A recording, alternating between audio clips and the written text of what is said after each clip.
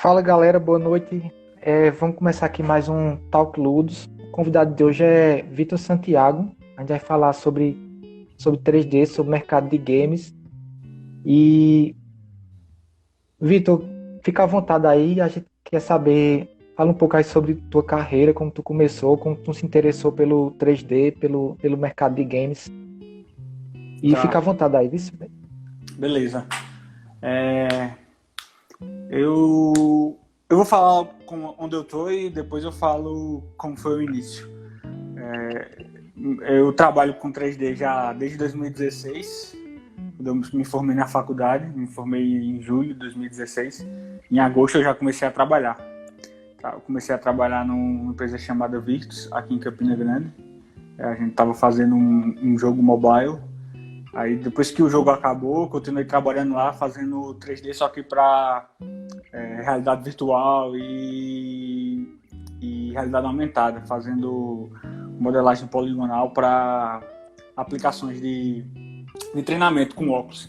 Por exemplo, tinha uma máquina lá e eu modelava a máquina e os caras fizeram um aplicativo que o técnico da máquina colocava o óculos e aí projetava a máquina no óculos para ele ver e ele tinha as animações e tal, que era para ele aprender a montar, desmontar, essas coisas. E aí esse ano agora eu saí do Virtus e tô lá na Cucu, é uma empresa de Recife. Tô trabalhando lá como artista. Que massa. É uma empresa só de jogos. Ela faz outsourcing, ou seja, a gente faz... Tem as empresas grandes, né? E as empresas grandes, elas contratam outras empresas menores para fazer outsourcing, para ajudar elas nos projetos. E é bom lá porque eu posso trabalhar em projetos de várias empresas diferentes, estando em um lugar só. Massa, E isso é uma das coisas que me fizeram ir para lá. E é isso. massa. Estou lá agora, mas o meu início ele é bem curioso, assim, porque eu nunca fui um cara muito ligado à arte, né? Geralmente, o pessoal, quando começa, é aquele moleque que cresceu desenhando na escola, cresceu, não gostava muito de jogar bola, só ficava desenhando, gostava muito de videogame, e comigo foi ao contrário. Eu fui criado no meio da rua, praticamente, jogando bola o dia inteiro. Minha mãe tá assistindo aí, ela tá de prova. Chegava da escola, tomava banho, almoçava, ia pra rua jogar bola, só voltava à noite. E praticamente minha infância inteira e minha adolescência inteira eu fui fazendo isso. Salvo algumas exceções que, por exemplo, eu gostava muito também de ir na casa do meu pai, porque lá tinha computador, na minha casa não tinha, e vizinho tinha uma locadora de videogame. Então esse era o Uhum. único contato que eu tinha com videogame e com computador. E depois abri uma lan house na minha rua, mas aí eu já era mais velho, eu já era adolescente, já tinha uns 15 anos, 15 para 16 anos eu acho. Mas basicamente eu nunca fui muito ligado a desenhar nem nada disso. Eu gostava mesmo de estar na rua jogando bola com meus amigos. E o pouco que eu tinha oportunidade de jogar videogame, de jogar no computador, de ter contato com games, era na casa do meu pai e na locadora que tinha lá ou na lan house. E aí foi quando eu fui começar a tomar gosto por videogame, computador, essas coisas. Só que pra mim era mais um hobby. Eu gostava muito de jogar, passei a gostar muito de jogar, tive a oportunidade de ter computador em casa e depois videogame, e aí eu gostei muito de jogar, eu gostava muito de jogar, mas nunca tinha pensado em trabalhar com isso, nem nada disso. Eu só era curioso. Gostava muito de Uhum. ver vídeos falando sobre os extras de filme, de jogo, que tem computação gráfica, essas coisas, mas eu nunca me interessei por isso. E aí eu fui fazer história, me formei na faculdade, fui fazer história, porque eu não sabia o que é que eu queria fazer, e eu botei história lá, porque um amigo meu colocou. Ele colocou história e direito, eu coloquei a mesma coisa. Aí, como história era o curso fácil de passar, eu nunca fui estudioso na escola, eu passei um ano e meio lá asilando, porque eu nunca me vi como professor. E aí eu acho que o meu sogro, ele percebeu que eu não tinha muito jeito para ser professor, e ele me perguntou se eu queria trabalhar na Honda aqui, para vender moto. Uhum. E aí eu Uhum. fiz, eu acho que ele percebeu, eu também percebi que ele tinha percebido, e ele deve ter pensado: o que é que esse caboclo com minha filha fazendo história, se ele nem professor vai ser. E aí ele arrumou esse emprego para mim, eu fui, larguei a faculdade, e aí eu passei 3 meses lá, só consegui vender 3 motos, uma foi a ele. mas, mas o bom foi que esses 3 meses que eu passei lá, que foi o tempo da experiência, né, da CLT, eu peguei uma grana, peguei uma parte do salário, e paguei o vestibular, que é da Facisa, na época, que é uma faculdade daqui. Paguei o vestibular da Facisa, que é uma faculdade privada, então você tem que pagar. Então eu paguei o vestibular, botei lá curso de jogos digitais, porque no meu curso de História, quando eu estava fazendo História, um amigo meu, ele fazia História e à noite ele fazia jogos digitais. E eu ficava conversando com ele, ele falava que era massa e tal o curso. E aí eu vou dar um tiro no escuro aqui. Saí do emprego, fui demitido, não tem pra onde correr. Eu podia voltar para a História, que eu tinha trancado o curso, mas eu resolvi arriscar. E aí eu paguei o vestibular, como é faculdade privada, não é tão difícil você passar, então eu passei no curso. E aí eu precisava dar grana para matrícula, porque a grana que eu tinha recebido do trabalho só dava para pagar a inscrição do vestibular. Eu não tinha grana para matrícula. Porque eu não tinha grana também para pagar a mensalidade, então meu objetivo era fazer o FIES. Que aí o governo ia financiar meu curso e ia ser de boa. É um tiro no escuro mesmo, né? Porque eu tô fazendo um financiamento aqui, não sabia de nada. E aí eu, sem grana para matrícula, não tinha dado um tirar, liguei pro meu pai, perguntei ao meu pai se ele podia me ajudar, e meu pai desenrolou na época o dinheiro para mim, eu acho que era 600 e pouco, se eu não me engano. Ele desenrolou para mim, porque quando você fazia matrícula lá no FIES, esse dinheiro ele era ressarcido, então eu pedi emprestado a ele. Eu disse, pai, o senhor me empresta que quando eles me devolverem, eu devolvo pro senhor, porque quando você dá entrada no FIES, eles cobram o que você pagou, então a faculdade é obrigada a te devolver. E aí deu certo, e aí eu entrei na faculdade lá, não sabia nem o que era 3D, nem Blender, nem nada. Entrei lá mesmo só porque eu gostava de videogame, e no começo eu queria ser game designer, que é o que todo mundo quer ser quando começa, né, que é um cara que gerencia a equipe, que cria os jogos e tal. Mas no decorrer do curso eu comecei a gostar de 3D, comecei a pagar a cadeira de 3D, fui entendendo. E aí, meio que foi uma coisa bem orgânica. Eu comecei a fazer os exercícios, fui pegando gosto, fazendo. Quando chegou no final do curso, era isso que eu queria pra mim. Eu já era conhecido, ganhei uma famazinha no curso de ser um cara que modelava bem, na época, na média dos alunos, e meus professores sempre me orientaram a seguir esse caminho, porque viam que eu tinha futuro. E aí, quando eu me formei, como eu já tinha feito muita coisa na faculdade, uma galera que se formou comigo já estava nessa empresa fazendo jogos nos Virtus, e eles estavam precisando de um cara para fazer 3D, e foi mesmo certo assim, porque eu me formei e abriu a vaga só tinha eu. Aí me chamaram. E Massa. aí foi isso. Trabalhei lá por 3 anos e agora eu tô na Cocô. É Basicamente essa é a minha história. Interessante que já derruba um mito aí, né? Porque tem muita galera que acha que você, para trabalhar com 3D, para trabalhar com games, você precisa desenhar desde criança, né? Você precisa ter alguma veia artística desde criança. E não é assim, né? Exatamente. Acho que quando a pessoa se interessa mesmo por esse tipo de coisa, né? Assim, você for atrás e você vê que você gosta mesmo, eu acho que o céu é o limite, né? E eu tava lembrando. Fala. Eu tava lembrando aqui agora que, quando tu tava falando, que tu que me mostrou o ZBrush, tu lembra? Sim, eu lembro. Eu conheci o ZBrush através de tu, assim. E como é massa isso, né? Porque eu tinha essa questão de ilustrar desde criança, de desenhar, já trabalhava em agência e tudo. E quando eu te conheci, tu ainda estava no curso de História.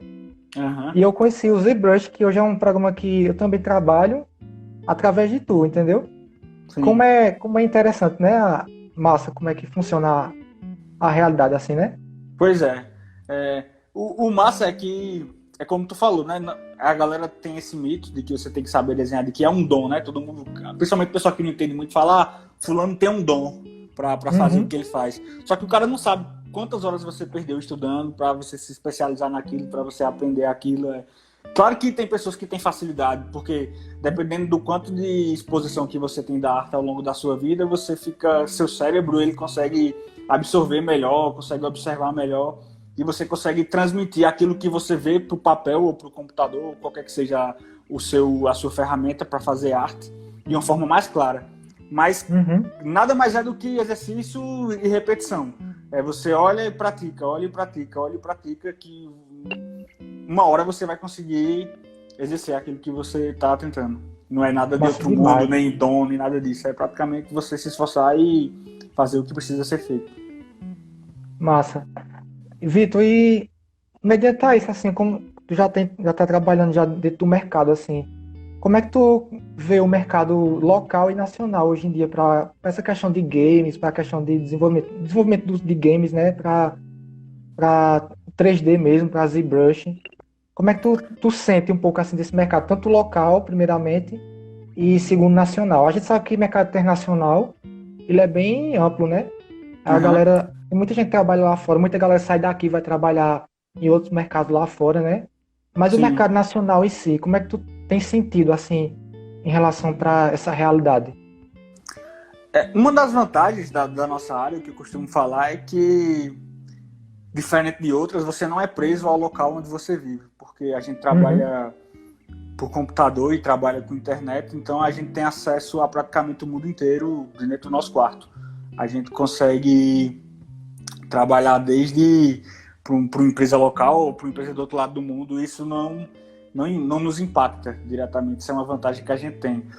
O que eu vejo assim no aspecto nacional e no aspecto local, eu não sou nenhum especialista nem nada, mas eu acho que isso é um ponto positivo, porque, por exemplo, se eu me juntar aqui com 3 colegas, 4 colegas meus de faculdade, e a gente quiser montar um estúdiozinho de jogos e começar a fazer uns jogos da gente, se a gente demorar com nossos pais, principalmente, que a gente não vai ter conta para pagar, não vai ter casa para sustentar, é só questão de você se dedicar a estudar e começar a botar suas coisas, soltar suas coisas para o pessoal ver, para o povo ver, divulgar, que o retorno ele vem com o tempo. Porque uhum, outra vantagem dessa nossa área é que, diferente de outras, você não precisa ser um cara que tem influência na sua profissão, você não precisa ter uma peixada, você não precisa ter um cara que lhe indique. Se você for um cara bom, você sozinho, você tem suas ferramentas para se divulgar e você pode alcançar lugares que você nunca imaginou, simplesmente com o esforço do seu braço, sem depender de ninguém. Essa é uma das grandes vantagens. Você não depende de ninguém. Você, ali no seu quarto, você produzindo de madrugada, enquanto está todo mundo dormindo, ou qualquer horário, o horário que você se dispôs. Se você estudar, é certo que você vai ter um retorno. Não tem uhum, outro... Não tem mistério, não tem dependência de terceiros nem nada. É aquilo que você se dedica, você estuda, você executa e você solta no mundo e aquilo ali vem inevitavelmente, é ato e consequência. Então eu acho que isso se aplica tanto ao aspecto local como ao aspecto nacional. O que dificulta um pouco, no meu caso, é que, por exemplo, eu não tinha grana, velho. Eu não tinha grana para fazer faculdade, paga, nem nada disso, nem curso, nem nada disso. Então, por fato de eu não ter grana, eu tive que dar meus pulos e fui vender moto, passei 3 meses vendendo moto, então o meu caminho ele foi um pouco mais difícil do que um cara que já tem uma condição de vida melhor, que pode chegar para um pai, pedir para comprar um curso, comprar um livro e etc. Eu acho que a diferença é essa, mas se você focar, independente da sua dificuldade, independente do caminho que você vai ter que trilhar, a linha de chegada é a mesma. Então eu acho que o mercado, tanto nacional quanto local, para quem quer trabalhar com ZBrush, para quem quer trabalhar fazendo personagem, quem quer trabalhar com games, é isso, é você ter a noção de que basta você sentar sua bunda na cadeira e fazer o que é que tem que ser feito, independente de um uhum, dia bom ou do dia ruim, porque isso é o que vai diferenciar se você vai ter êxito ou não. É o fato de que no dia ruim você vai sentar lá e você vai fazer o que é que tem que ser feito, independente se você está num dia apropriado para isso ou não. Então eu acho que é mais essa questão mesmo. A respeito mais de business, essas coisas, de empresas, eu não tenho muito conhecimento, porque não é meu foco, eu nunca fui uhum. de partir mais para esse lado, eu sempre gostei de ser funcionário mesmo, de fazer o meu trabalho, o braçal mesmo, que é fazer personagem e aceito para jogo e pronto. Mas eu creio que da parte da empresa tem toda a questão burocrática que envolve o Brasil, etc., que isso aí se implica em todas as outras áreas, né? Uhum. E a gente tem uma vantagem muito grande. Eu acho que essa geração da gente, assim, de artistas, assim, de alguns poucos anos para cá, né? Que é em relação à internet, né? Antigamente a gente não tinha. Antigamente a galera não tinha como divulgar seu portfólio de maneira tão abrangente como a gente tem hoje em dia, né? Sim, Em relação à internet. A gente tem, por exemplo, a tua personagem, a gente vê muito o ArtStation, né? Que a galera posta muito lá e muitas empresas contratam por, por ver lá o seu portfólio no ArtStation, por exemplo, né? Eu falando exato. assim, especificamente pelo mercado de games, né? Porque de games e de personagens em geral, né? Porque eu acho que o ArtStation ele é muito rico para isso, né? Sim, lógico. É aquilo que eu falei. O bom da nossa área é que a gente tem as ferramentas necessárias e a gente tem o caminho trilhado por outros artistas que a gente pode seguir de espelho. E isso é muito fácil de você ter acesso. Você vai no YouTube da vida e coloca lá como fazer um personagem no ZBrush, como virar um artista 3D, entrevistas de outros artistas, quem foi que fez o boneco do jogo tal. Isso é muito fácil hoje em dia, é muito acessível. Então você consegue, a partir do exemplo desses caras, você consegue ver qual o caminho que você precisa seguir e você consegue direcionar a sua carreira para aquilo. E se você se esforçar o suficiente que precisa ser feito, você vai conseguir. Não tem nenhum segredo, nem nada de outro mundo. É você contra você mesmo, ali no seu dia a dia. Massa, massa.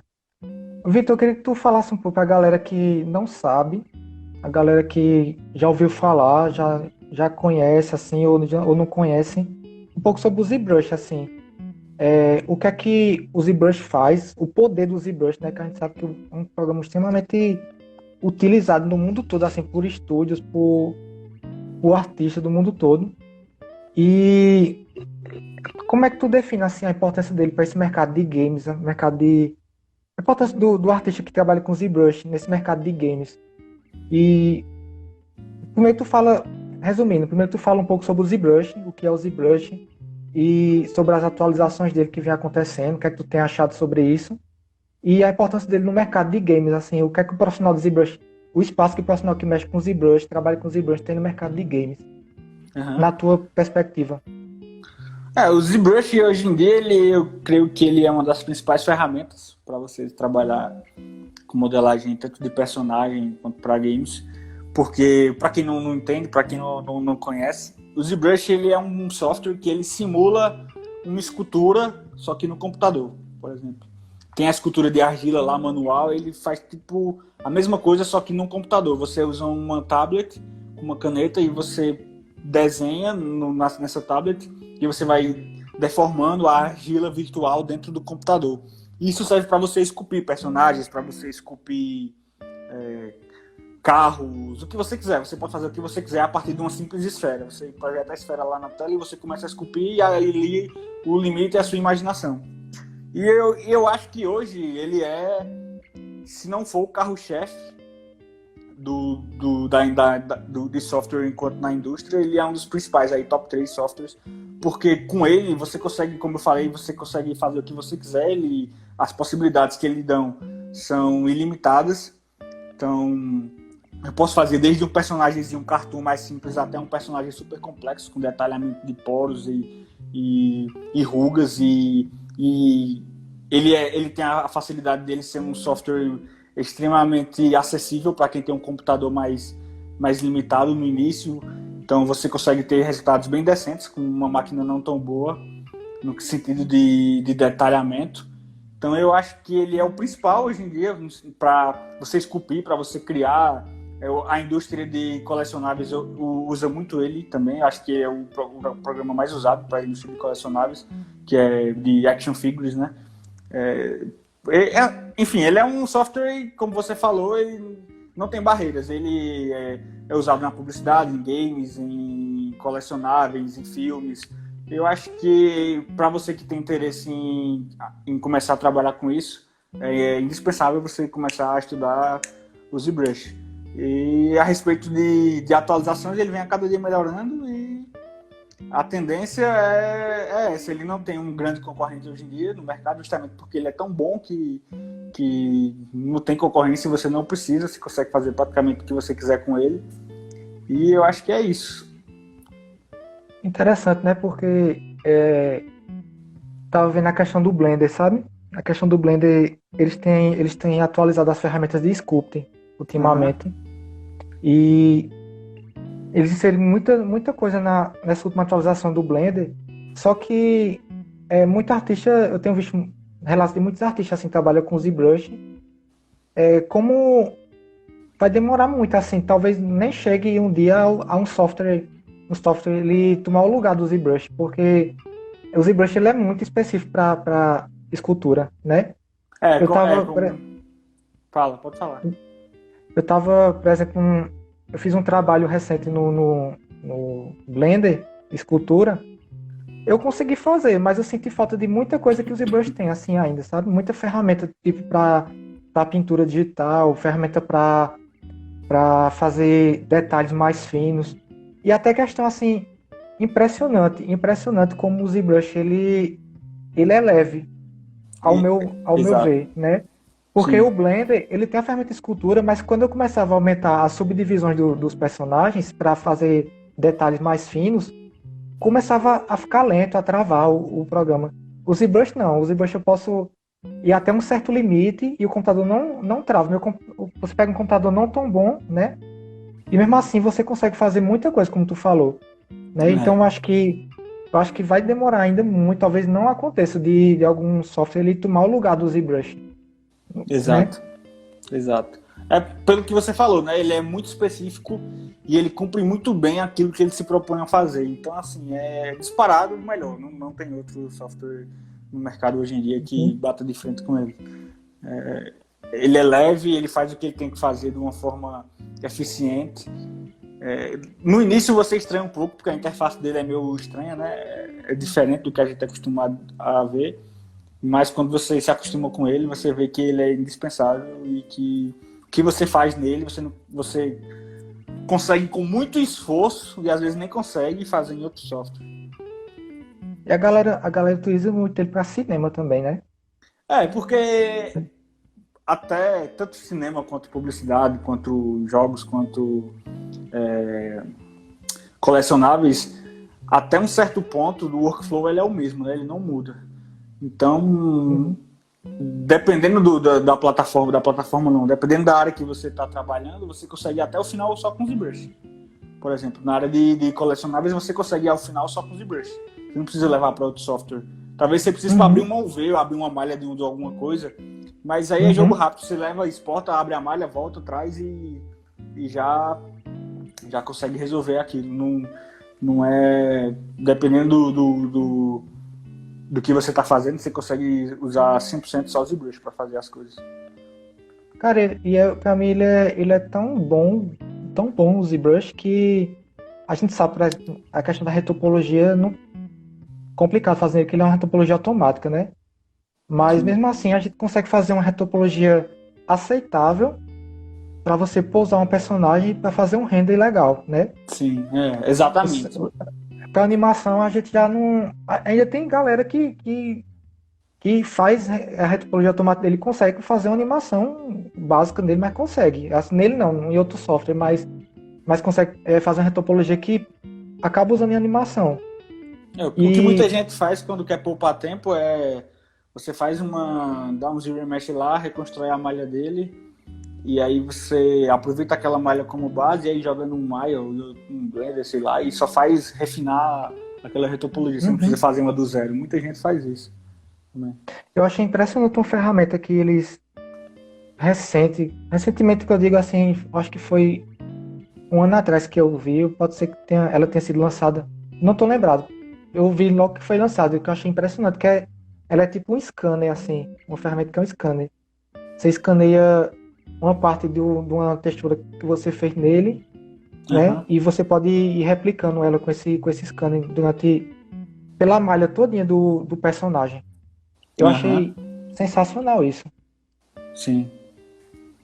Aí, Vitor, conta pra galera aí como é teu workflow, assim, teu processo de trabalho, assim, no dia a dia. Tu costuma fazer retopologia, tu trabalha mais a escultura, como é teu processo de trabalho mesmo? Quando você trabalha para jogos, você tem que fazer o processo inteiro, né? Então você faz o high poly, que é a parte de escultura, que tem muita poligonagem. Aí depois você tem que fazer uma retopologia para fazer um low poly. Depois você tem que abrir a malha para poder receber a textura. Você faz o mapeamento UV. Depois você texturiza. Depois que você texturiza, você coloca ele na engine, seja independente de qual for, Unreal, Unity. Você coloca ele na engine e seta os shaders dele. Basicamente, esses são os 5 passos do que você tem que fazer quando você está trabalhando com jogos. Uhum, Personagem, né, especificamente. Se você for modelador de cenário, tem algumas outras pequenas diferenças, mas basicamente é o mesmo. Você vai até essa etapa. Você uhum, modela, no meu caso eu uso o ZBrush para fazer o high poly. Eu começo no ZBrush. uhum, Eu uso o ZBrush para modelar, quando eu finalizo o High Poly, eu vou pro Maya. No Maya eu faço a retopologia e abro a UV.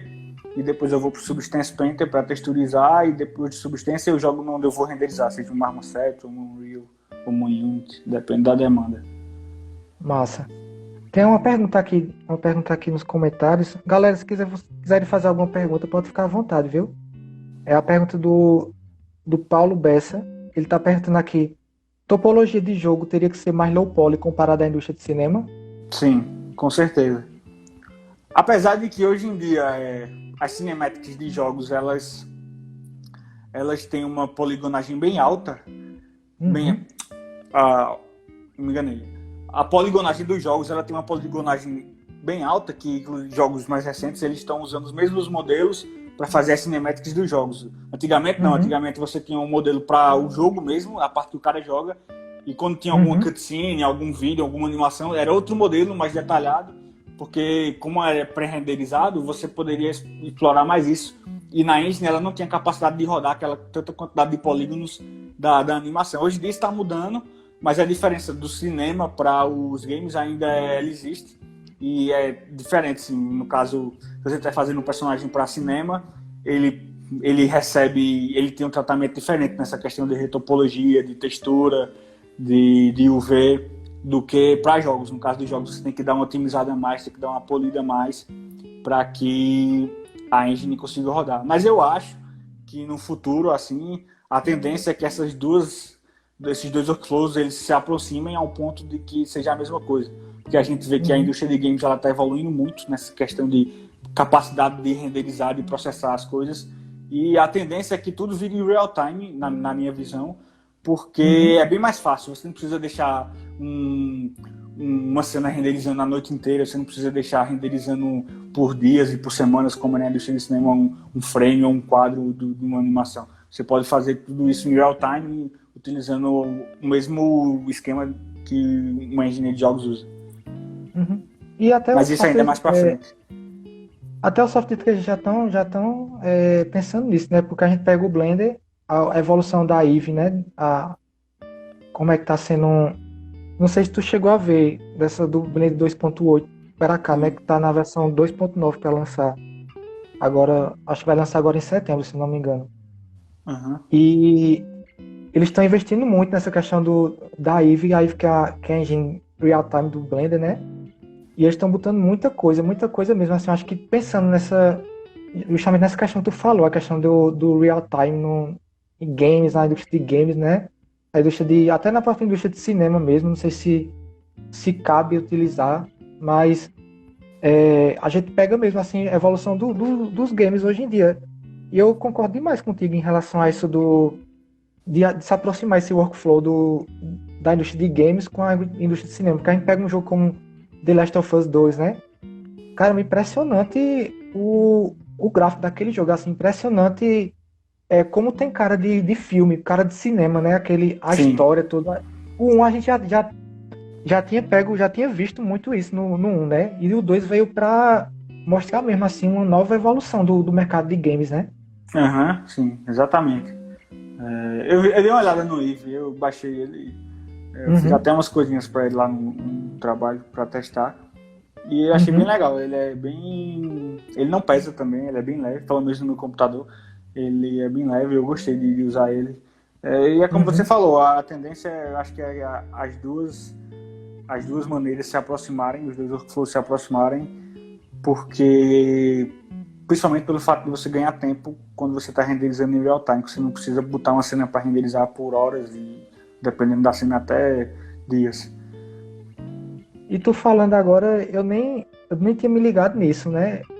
Os games um pouco mais antigos assim, realmente tinha, né, aquela questão o gráfico de um jogo era de um jeito quando você estava jogando, e naqueles filmezinhos que passam, né, da história, era de outro jeito, né? Exatamente. E eles estão juntando isso agora, né? Você pega... Hoje em dia você não vê nem diferença. Não tem nenhum corte, né? Dependendo do jogo, não tem nenhum corte. Vai direto, já entra na animação direto, você para de controlar o boneco, ele já entra na animação, depois já volta, você não tem um corte de tela, não tem nada. Porque eles usam a própria engine para fazer. Eu lembro, eu acho que em GTA V que eu comecei Olha só, GTA V, eu comecei a notar isso, assim, mais ou menos, né? Porque eles já estavam utilizando muito essa. Colando muito essa questão, né? Do jogo. Do gráfico do jogo mesmo e do gráfico das cenas. Das cenas da história, né? É Exatamente, é. muito, muito massa mesmo. Vitor, falando assim ainda um pouco mais sobre mercados, assim, o mercado local, né? Tu acredita que os profissionais daqui, do mercado aqui local, né? Eles podem. Eu tô falando assim, a gente falou do mercado do Brasil, né? A gente falou em relação ao mercado local, assim, profissionais que podem se expandir para lá. Tu acredita que nos próximos anos, assim, pelo que tu tem sentido do mercado local, que tu veio de dentro da universidade aqui, né? Uhum, Dentro dos jogos digitais daqui. Eu não sei se tu tem acompanhado a galera que tem saído desse curso. Tu uhum. acredita que nos próximos anos podem surgir mais profissionais, assim, dentro dessa área, aqui em Campinas, profissionais bons que possam evoluir mesmo assim? Eu pergunto porque eu sinto muita falta, assim, de mais profissionais aqui dentro do mercado que se interessem por essa questão de arte digital, de games, de 3D. Mesmo a gente tendo uma Uhum. faculdade aqui que explora isso, mas a gente sente falta de profissionais bons, assim, nessa área, né? Sim. Eu creio que Tu sim. Eu acompanho o curso de perto, mesmo tendo me Uhum, formado já faz 4 anos, porque o coordenador do curso ele é amigo meu, ele foi inclusive padrinho do meu casamento. uhum. Tive uma relação com ele muito boa na faculdade, quando ele era meu professor, e hoje em dia ele é meu amigo, foi padrinho do meu casamento, e eu estou sempre conversando com ele, de vez em quando ele me chama para ir lá, tenho também contato com os professores, e estou sempre dando um pulo lá para ver o que é que está saindo. E desde que eu saí, o nível ele está aumentando cada vez mais dos alunos que se formam. Eu estava até Isso é conversando com muito ele essa bom. semana sobre isso. E é aquilo que eu falei, pelo fato de a gente ter muita referência de brasileiros, principalmente brasileiros na indústria mundial, com sucesso, e o mundo que a gente vive hoje, onde a informação você tem acesso em alguns cliques, você consegue ter acesso a diversas informações a respeito de qualquer coisa. Então eu acho que por esse fato a galera tá vendo que é possível, tá vendo que você consegue, que não é nada Uhum, de outro mundo, basta você se esforçar. E eu acho que isso está dando uma impulsionada para que a galera comece a realmente buscar aquilo que há, sei lá, 5 anos atrás era algo que você não via de jeito nenhum por aqui. Tratando mais uhum. especificamente da nossa região. Inclusive, tem um colega meu, César, ele é programador, ele não é ele estudou comigo, ele não é artista, mas ele é programador de jogos. E ano passado ele foi trabalhar lá no Canadá, na Ubisoft. Então, assim, Uhum. como eu falei, nada impede. O fato de a gente morar aqui em Campina Grande, que é uma cidade mais do interior da Paraíba, isso não limita em nada o alcance. Massa. Cara, e assim, só pra galera entender mesmo assim, o processo, para quem trabalha com essa parte de jogos, né? Quais são os profissionais que precisam mesmo para montar um jogo? Entendeu? Não sei se tu tá entendendo a pergunta. Sim. Por exemplo, a gente sabe que precisa de uma pessoa de 3D, né? Precisa de um ou várias pessoas de 3D. Mas quais são os outros profissionais? Porque eu pergunto isso porque nem todo mundo pode se interessar por 3D, mas se interessa por desenvolvimento de jogos e queira trabalhar em outra área, assim, dessa parte. Quais são os profissionais mesmo que se juntam para desenvolver um jogo? É difícil responder porque você precisa de muita gente, né? Assim, muita Uhum, gente não, você precisa de muitas áreas trabalhando em conjunto. E aí a uhum, quantidade de pessoas vai variar da complexidade do seu jogo e do tamanho do seu estúdio, né? Mas basicamente, uhum, se for um jogo 3D, você precisa de cara para fazer 3D, de personagem, de cenário. Você precisa uhum, de um cara de 2D para fazer a interface do jogo, fazer interações de partículas,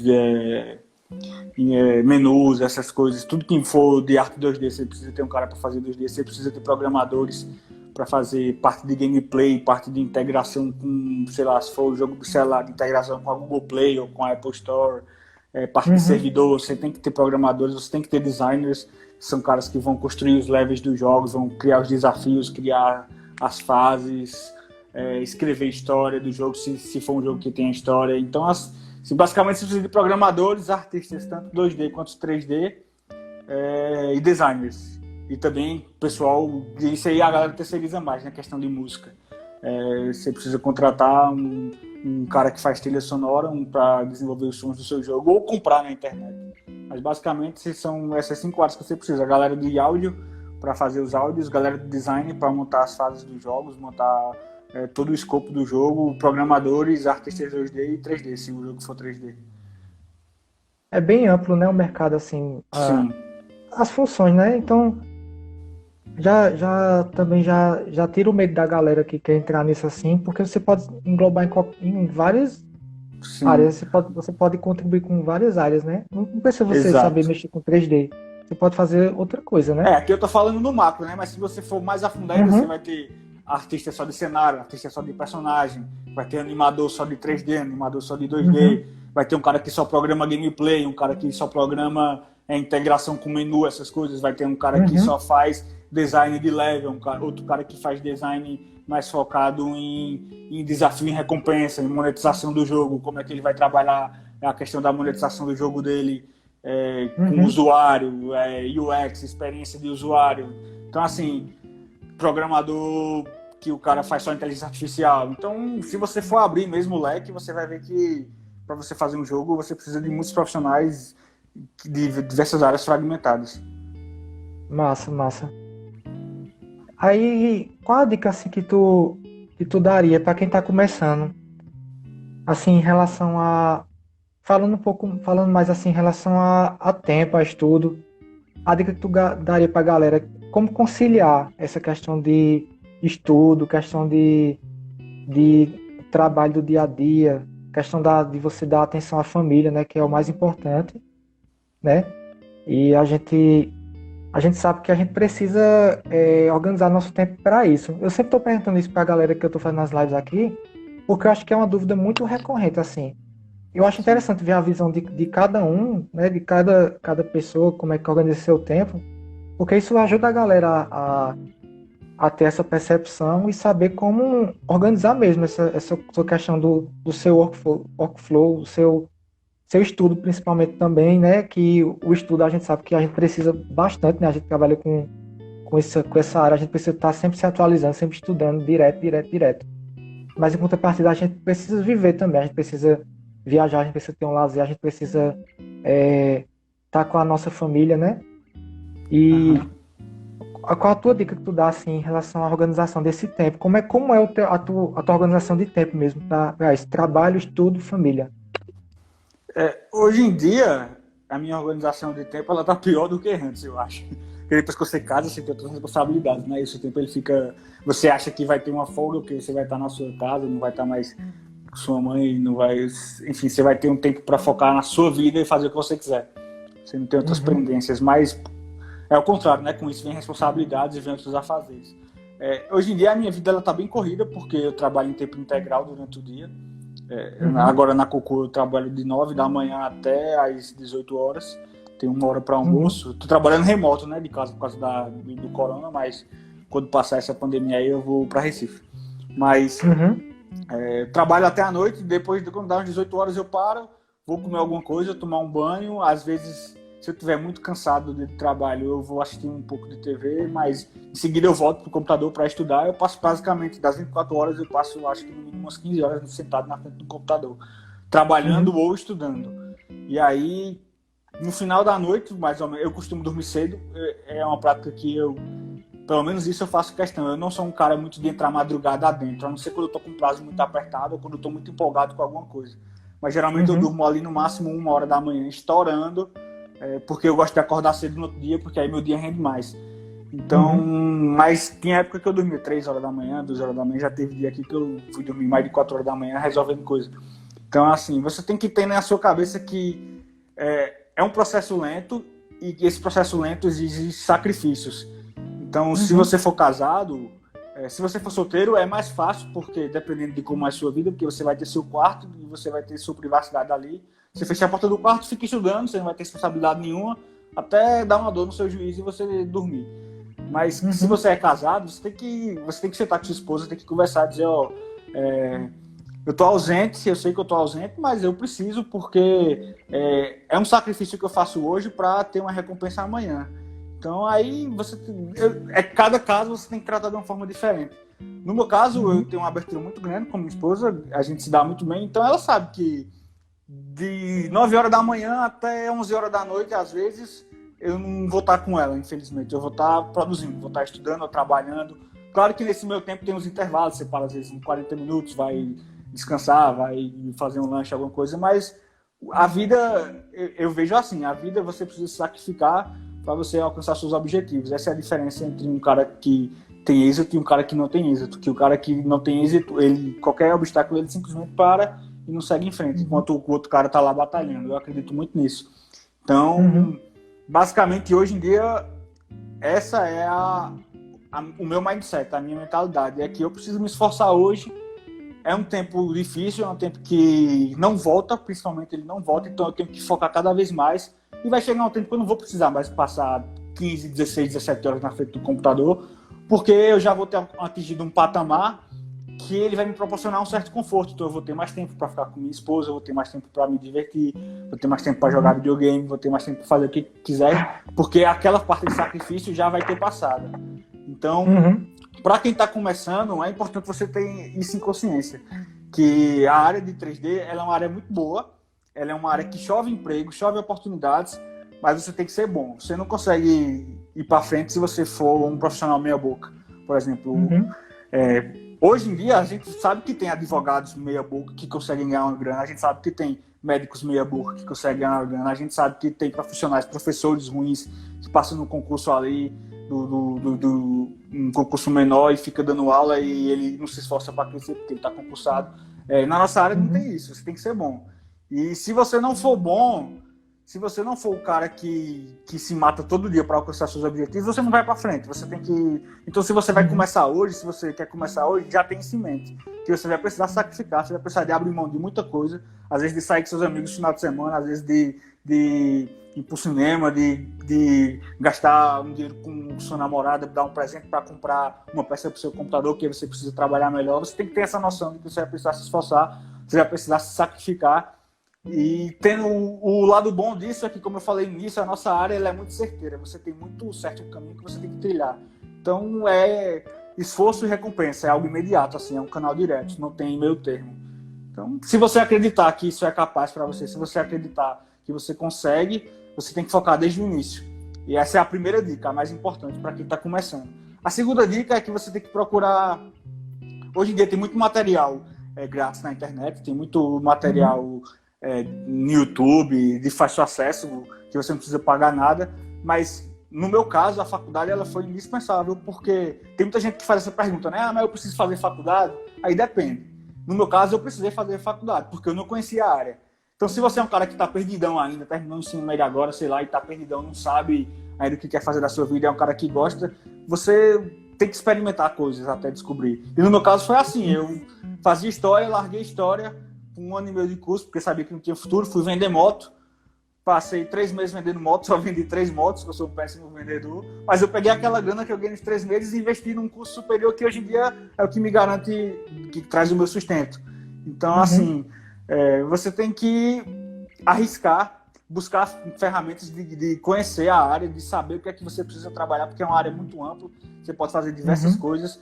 E o caminho mais fácil que eu vejo é você ir atrás de cursos, porque com cursos você tem professores que já trilharam etapas que você vai trilhar e ele dá atalhos e dá ferramentas para que você não precise estar pingando de canto em canto até descobrir a melhor maneira de fazer tal coisa, porque o professor ele já vai dar ou direcionar você para isso. Então a minha segunda dica é que procure um professor, procure um curso, procure algo que lhe puxe para o seu esforço e que lhe direcione.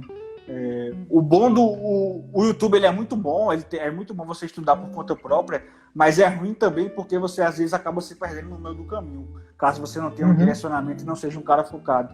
É muito fácil você se perder. Você está vendo uma videoaula aqui de uma coisa que você quer aprender hoje, aí você já vê no outro vídeo um vídeo sobre outra coisa, você começa a assistir, aí depois você perdeu 2, 3 horas assistindo uma aula nada a ver e você perdeu tempo. Então, quando você direciona o seu estudo, principalmente com um professor, com a ajuda de um profissional que já tem um caminho trilhado, já tem experiência, aquilo fica mais orgânico e fica mais fácil. E a última dica que eu tenho para o pessoal é que tenha paciência, porque uma coisa que eu venho aprendendo bastante é que quando você trabalha com arte, quando você trabalha com esse tipo de coisa, leva tempo. E esse tempo você não tem como controlar. Você não tem como projetar que daqui a 6 meses você vai estar no nível X. Porque isso depende de quanto você foi exposto à arte na sua vida inteira, o quanto você consumiu de arte, o quanto você assistiu filme, o quanto você jogou videogame, o quanto você leu, o quanto você leu quadrinho, o quanto você leu livros, o quanto você assiste de série, o quanto que você consome de arte, aquilo fica no seu subconsciente. E quando você vai estudar, dependendo do quanto que você, do seu background artístico, você consegue enxergar e ter um olhar crítico artístico para direcionar seu trabalho para uma evolução ou não, dependendo do seu background. Então, no meu caso, como eu fui criado no meio da rua jogando bola, eu sinto que o meu aprendizado, minha curva de aprendizado, ela é um pouco mais lenta do que algumas pessoas que começaram comigo. Mas se eu ficar me comparando com esse cara, eu não vou sair do meu canto nunca, porque eu vou ver o cara evoluindo mais rápido que eu, às vezes em poucos meses ele evoluiu, que eu passei 1 ano para evoluir. Mas aí você tem que avaliar toda a vida daquele cara. Então, não se compare com ninguém. Você tem que vencer você mesmo a todo dia. Você tem que se comparar com você mesmo. O importante não é você estar melhor que o cara que começou junto com você depois de 1 ano. O importante é você olhar para trás e ver que há 1 ano atrás você fazia algo e hoje você faz melhor. E você entende por que você faz melhor, porque você evoluiu o seu olhar, você evoluiu sua visão artística das coisas e você viu que aquela lacuna que você tinha de artística, de conseguir fazer um personagem, de conseguir criar algo, ela aos poucos está sendo lapidada, porque você está direcionando o seu estudo corretamente para isso. Muito bom, muito bom. Eu acho que dicas valiosas isso aí, principalmente pra gente que é casado, né? Tem a galera que é casado também, que está começando agora. E tem muitas essas dúvidas assim, em relação a essa conciliação, como lidar com isso, né? Com separar as coisas, separar a vida pessoal e a vida profissional, né? Sim. E uma coisa que eu achei muito importante aí que tu falou é essa relação de honestidade que a gente tem que ter com a nossa esposa em relação a isso também, né? De conversar e saber, e ela, no meu caso aqui, ela é muito compreensiva com o meu trabalho, sabe? É tanto que inúmeras vezes ela já deixou de fazer coisas dela, assim, afazeres dela, para que eu pudesse estar me sacrificando para fazer um trabalho meu. Ontem mesmo, quando eu estava correndo, terminando um trabalho aqui, eu fiquei até a noite fazendo, e ela tinha um compromisso ontem, só que ela deixou o compromisso dela para que eu pudesse fazer o meu, entendeu? Sim. E isso é muito legal, assim, essa relação dessa compreensão, assim, dessa organização. Porque é uma coisa que, como você disse, lá na frente isso vai ter muitos frutos, muitos resultados, né? Exato. E uma coisa que eu faço muito, eu já citei isso outra live também aqui, em relação à organização do meu tempo, o fim de semana eu não trabalho, de jeito nenhum. O fim de semana eu dedico a ela e ao filhinho da gente. É um deles dois, o fim de semana. E à noite também, assim, só quando tem muita coisa assim, mas eu procuro trabalhar o máximo durante a semana, trabalhar e estudar ao máximo. E o meu tempo de estudar, assim, são pedaços, assim, tempo livre. Eu pego um vídeo, vou assistir alguma coisa, né? E dá para conciliar. Acho que tudo que é uma organização de tempo, né? Sim, com certeza. E essa questão que tu falou da referência também é muito, muito importante também. Porque, no teu caso, tu gostava muito de jogar videogame, né? E se interessou por essa área em relação a isso, né? E eu acho que parte tudo daí, parte tudo dessa questão, dessa perspectiva, dessa referência da gente, até um lazer que a gente vai, a gente tá pegando referência, né? Exato. A gente vai trabalhar. Quando você começa a pensar, quando você começa a ter a visão de artista, quando você começa a desenvolver essa visão, você não assiste mais um filme da mesma forma, como uma pessoa que não tem. Você assiste o filme observando como é a iluminação do filme, observando como é a roupa do cara que ele tá usando, os acessórios que ele tá usando, como é que o cara fez aquele cenário, os efeitos especiais você não vê da mesma forma. É engraçado porque eu lembrei aqui que quando eu tava na lua de mel, né, com a Andresa, e a gente tava andando lá no parque, a gente foi pra Disney, e aí no parque a gente tava num brinquedo da Frozen. Era um barco que você ia numa caverna e tinha uns animatrônicos lá, uns bonecos animados. E eu via que a cara dela era tipo de uma guria que estava realizando um sonho de infância. Enquanto eu ficava olhando as partes técnicas do brinquedo. É tanto que eu cheguei pra ele e fiz, tá vendo aquele boneco ali? Ele é feito dessa forma. E aí estragou a experiência dela no brinquedo, porque eu praticamente entreguei como era feito. Porque quando você começa a perceber que você precisa consumir de tal forma que aquilo absorva no seu cérebro, você começa a olhar filmes, seriados, jogos, seja o que for, com um olhar diferente, um olhar artístico. E esse olhar mais crítico que vai justamente fazer a diferença no seu trabalho lá na frente, quando você for executar, porque você vai ter consumido aquilo e você vai ver que aquilo foi um diferencial para que você observasse aquele detalhe e trouxesse aquele para o seu trabalho. Interessante que acontece comigo e Priscila a mesma coisa também. A gente tá assistindo. Eu não gostava de filme de animação. Olha só, eu não curtia. E quando eu comecei a trabalhar com 3D, aí eu comecei a gostar de filme de animação. E às vezes a gente tá combinando, vamos assistir um filme. A primeira opção na minha cabeça é um filme de animação. Né? Às vezes ela nem tá afim de assistir um filme de animação, aí a gente assiste. Aí eu fico meus comentários com ela, caramba, olha o render desse filme, olha a iluminação, olha essa textura. Né? É tanto que já comento tanto que ela já fica assim, já tá conversando comigo assim sobre coisas técnicas, assim, ela já fala de Blender, já tudo tá, é muito engraçado isso, né? Aí, Vitor, em relação a tu falou aí em curso, tudo, o que é que tu indicaria pra galera que tá iniciando assim mesmo, ou já tá trabalhando na área e tem muita dúvida em relação a isso? O que é que tu indicaria de curso, de profissionais, de livros? Quais são as tuas referências, assim, que te ajudam muito a tu, no teu estudo, no teu dia a dia de trabalho? A gente tem 10 minutos. Hoje em dia, se você é um cara que já sabe o que é que você quer fazer, se você já sabe que você quer trabalhar com isso, eu aconselho você a focar direto. Então, se você tem uma independência financeira, eu aconselho você a procurar um curso. A gente tem muitos cursos bons do mercado online, da escola Revolution. Você pode procurar Revolution, Melies, Rafael Souza, André Castro. Tem muitos cursos bons disponíveis na internet, se você é um cara que já sabe aquilo que você quer. Se não, se você é um cara como eu, que não sabe o que quer, só gosta e acha que pode se dar bem nisso, você pode pegar uma faculdade, porque na faculdade você vai conhecer um pouco de todas as áreas que envolvem um desenvolvimento de jogos. Você vai ver um pouco de programação, um pouco de 2D, um pouco de animação, um pouco de 3D. E aí, na faculdade, você vai direcionar aquilo que você se identificou mais para a sua vida profissional. Esse foi o meu caminho. Então, se você também se identifica nesse aspecto de estar meio sem saber o que quer fazer, eu aconselho você pegar uma faculdade e experimentar, porque a faculdade também ela vai te abrir portas, você vai conhecer, você vai ter professores, você vai ter gente que já está ativa no mercado, e aquilo vai te abrir um leque de possibilidades que você não tinha antes, se você fosse por suas próprias mãos, atrás, sem saber ainda o que você quer. Mas se você já quer, procure um curso especializado, procure um cara que já tenha um background de mercado, que já tenha algo palpável para que você possa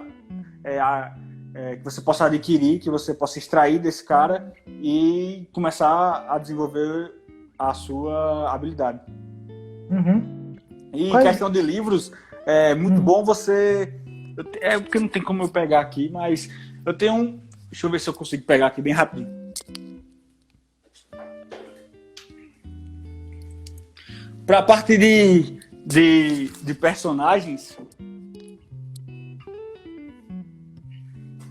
Para a parte de personagens, eu gosto muito de comprar livros desse estilo aqui, ó. Esse aqui é do Hobbit, do filme. Porque nele você tem as artes dos filmes, você tem arte de personagens, tem artes de sketches, de como as coisas foram feitas. Então, esse tipo de livro, ele é muito bom para você ver como é que os caras fizeram as coisas. E que massa.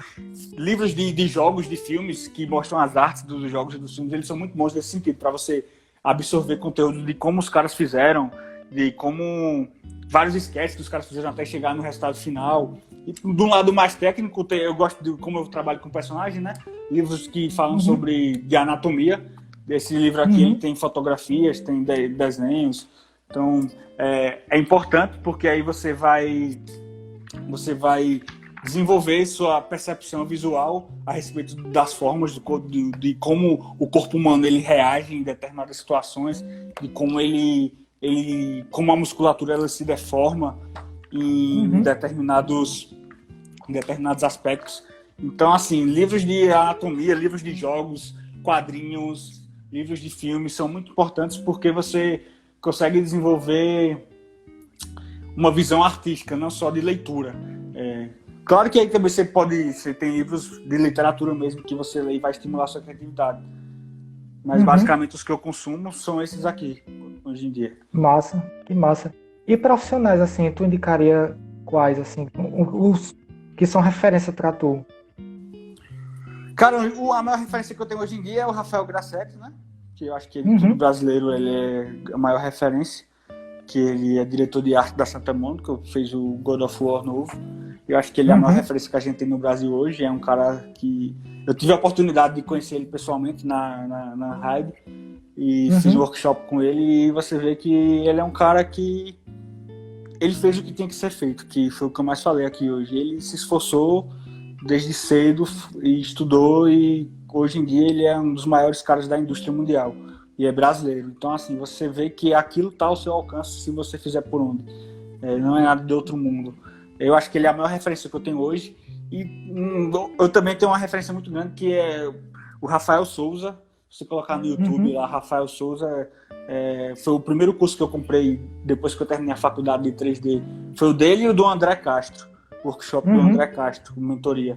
Que foi, eu fiz até esse dragão que tu colocou aí no banner. Eles foram os caras que me iniciaram nessa questão de focar mesmo em personagens. Porque eu sabia que eu queria trabalhar com 3D quando eu terminei o curso da faculdade. Eu sabia que eu queria focar nisso. E aí eu tive a sorte de já entrar em um emprego, e com o primeiro salário, a primeira coisa que eu fiz foi comprar 2 cursos. Comprei um computador e comprei 2 cursos.